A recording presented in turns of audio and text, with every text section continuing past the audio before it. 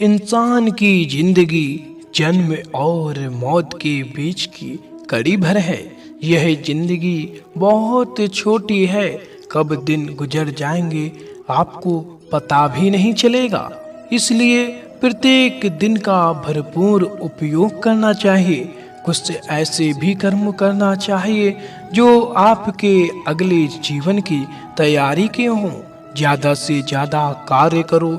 घर और कार्यालय के अलावा भी ऐसे कार्य करो जिससे आपकी संतानें आपको याद रखें। गीता यही संदेश देती है कि हर पल ऐसा कार्य कर जो तेरे जीवन को सुंदर बनाए। अपनी अच्छी स्थिति, बैंक बैलेंस, संपदा, सुंदर रूप और विद्वता का कभी अहंकार मत कीजिए। समय बड़ा बलवान है। धनी ज्ञानी शक्तिशाली पांडवों ने वनवास भोगा और अति सुंदर द्रौपदी भी उनके साथ वनों में भटकती रहीं। समय के खेल निराले हैं। जिस अम्बा का जीवन भीष्म के कारण बर्बाद हो गया था, उसने शिखंडी के रूप में जन्म लेकर भीष्म से बदला लिया था। महाभारत में ऐसे कई उदाहरण हैं जिनसे यह प्रेरणा मिलती है कि घमंड को पतन का कारण बनने में देर नहीं लगती है। अत्यधिक लालच इंसान की जिंदगी को नरक बना देता है। जो आपका नहीं है उसे अनीत पूर्वक लेने हड़पने का प्रयास न करें। आज नहीं तो कल उसका दंड अवश्य मिलता है। भगवान श्री कृष्ण कहते हैं कि आज जो तेरा है कल किसी और का था और कल किसी और का हो जाएगा। अतः तू संपत्ति और वस्तुओं से आसक्ति मत पाल। यह तेरी मृत्यु के बाद यहीं रखे रह जाएंगे। अर्जित करना है तो परिवार का प्रेम और अपनत्व अर्जित कर, जो हमेशा तेरे साथ रहेगा। शिष्य या पुत्र को ज्ञान देना माता पिता व गुरु का कर्तव्य है, लेकिन सिर्फ ज्ञान से कुछ भी हासिल नहीं होता। बिना विवेक और सद्बुद्धि के ज्ञान आकर्म या विनाश का कारण ही बनता है। इसलिए ज्ञान के साथ विवेक और अच्छे संस्कार देने भी जरूरी हैं। हमने ऐसे कई व्यक्ति देखे हैं जो हैं तो बड़े ज्ञानी, लेकिन व्यक्तित्व से दब्बू या खब्बू हैं, या किसी जंगल में धुनी रमा कर बैठे हैं। उनके ज्ञान से न तो परिवार का हित हो रहा है और न समाज का। ऐसे लोगों को कहते हैं अपने मियाँ मिट्टू, खुद लिखे और खुद ही बाँचे। न्याय व्यवस्था वही कायम रख सकता है जो दंड को सही रूप में लागू करने की क्षमता रखता हो। यह चिंतन घातक है कि अपराध से घृणा करो, अपराधी से नहीं। दुनिया भर की जेलों से इसके उदाहरण प्रस्तुत किए जा सकते हैं कि जिन अपराधियों को सुधारने की दृष्टि से पुनर्वास कार्यक्रम चलाए गए, उन्होंने समाज में जाकर फिर से अपराध को अंजाम दिया। अपराधी को हर हाल में दंड मिलना ही चाहिए। यदि उसे दंड नहीं मिलेगा तो समाज में और भी अपराधी पैदा होंगे और फिर इस तरह संपूर्ण समाज ही अपराधियों का समाज बन जाएगा।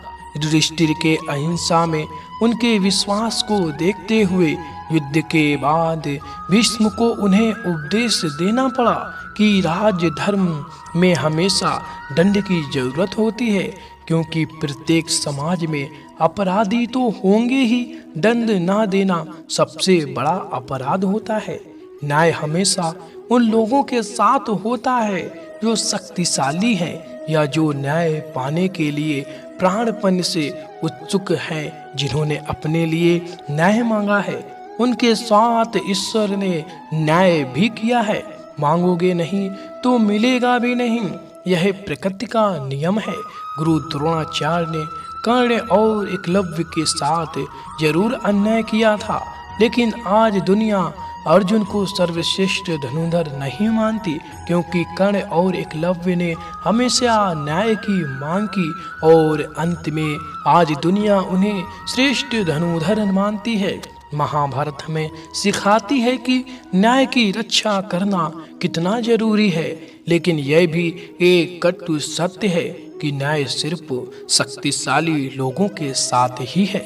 यह जगत या व्यक्ति जैसा है वैसा कभी दिखाई नहीं देता, अर्थात लोग जैसे दिखते हैं वैसे होते नहीं, चाहे वह कोई भी हो।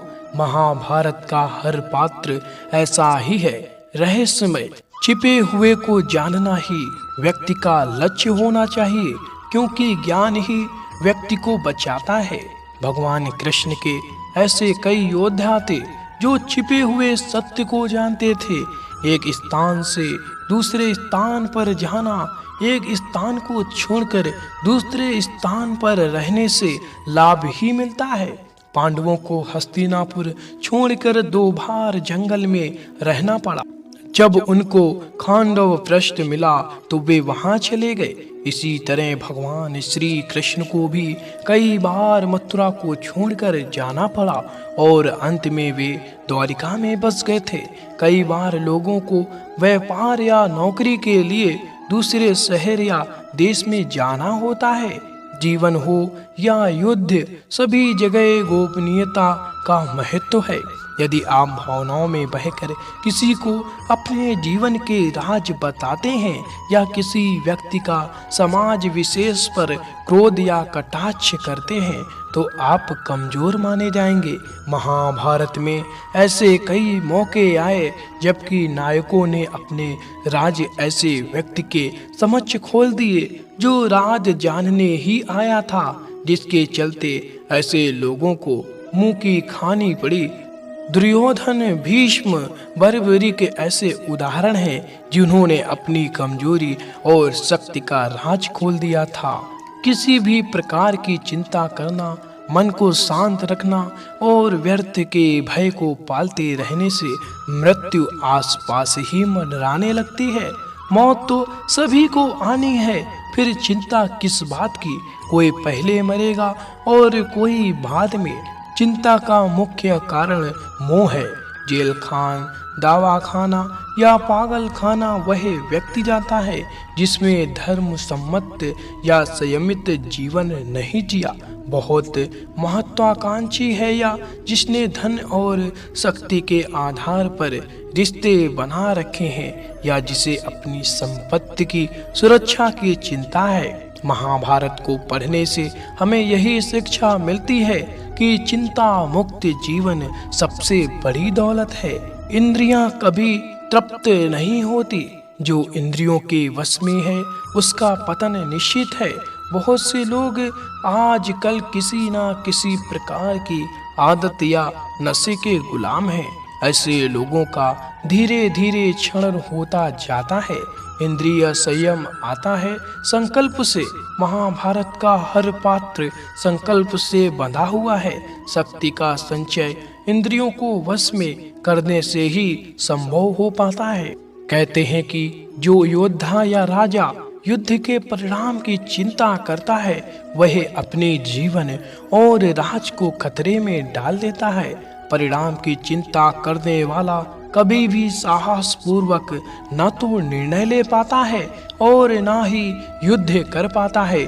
जीवन के किसी भी मोड़ पर हमारे निर्णय ही हमारा भविष्य तय करते हैं। एक बार निर्णय ले लेने के बाद फिर बदलने का अर्थ यह है कि आपने अच्छे से सोचकर निर्णय नहीं लिया या आप में निर्णय लेने की क्षमता नहीं है।